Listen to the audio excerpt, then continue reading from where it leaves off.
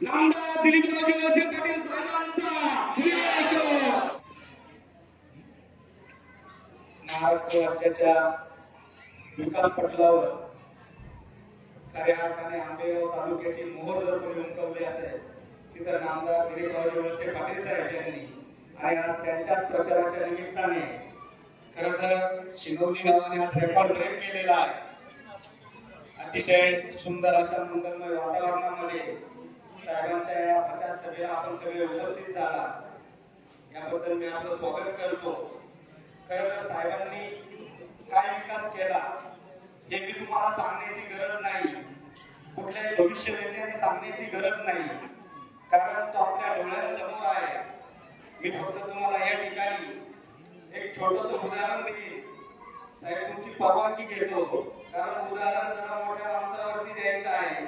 तुम्ही सुसंस्कृत नेतृत्व आहे, साऱ्या महाराष्ट्राला माहित आहे।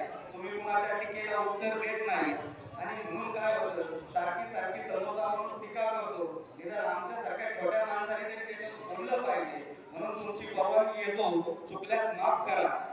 या ठिकाणी कोल्हे साहेब नेहमी एक उदाहरण देतात। एक पुजारी असतो, पुजारी मंदिरात पूजा करतो, जर पुजारी देवाला सोडून गेला तर आपण त्याला पुजाऱ्याला बदलतो। कोल्हे साहेब तुमचं उदाहरण या ठिकाणी मी तुम्हाला सव्यास फेड करतो। माझं असं म्हणणं आहे सुसंस्कृत व्यक्तिमत्व साधे थोडे आमचे साहेब म्हणजे श्याम सदाशिव महादेवाची पिंड आहे आणि त्या पिंडीवरती येतो, त्या पिंडीवरती बसतो।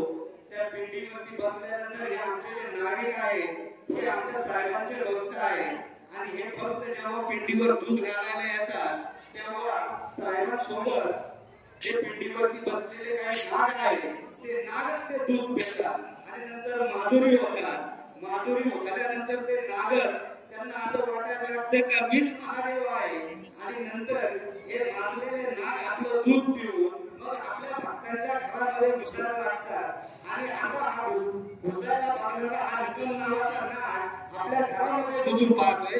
मग याला ठेचायचा का सोडायचा तुम्ही सांगा।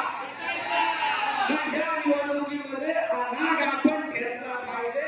आपल्या घरामध्ये येतोय, पिंडीवर होता, आमचा नमस्कार होता, परंतु जर आमच्या घरात घुसून आम्हाला चालण्याचा प्रयत्न केला असेल तर या निवडणुकीमध्ये तुला ठेवल्याशिवाय राहणार नाही। तुम्हाला एवढंच सांगतो, या ठिकाणी माझी सर्व शिवसैनिकांना विनंती आहे, जे प्रवाहाच्या बाहेर असतील तुम्ही प्रवाहात या।